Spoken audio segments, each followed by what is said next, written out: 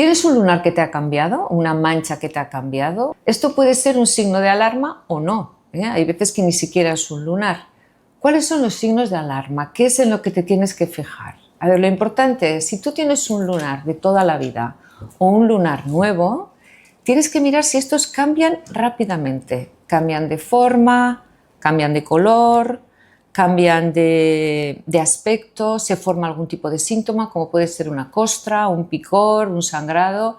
Esto puede ser un signo de alarma, no necesariamente es maligno, pero sí que es importante consultarlo, ¿vale? Hay personas que tienen muchos lunares y es muy difícil de valorar esto.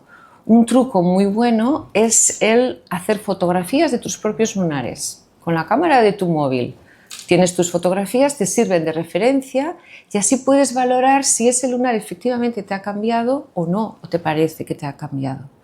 Los dermatólogos lo que hacemos es los exploramos con el dermatoscopio, que es un aparato pequeñito que es como una lupa y os miramos todos los lunares en sitios ocultos y no ocultos, todos, y vemos un poco la estructura interna del lunar y es lo que nos ayuda a distinguir una lesión benigna de una lesión maligna y si hay que hacer algo o no.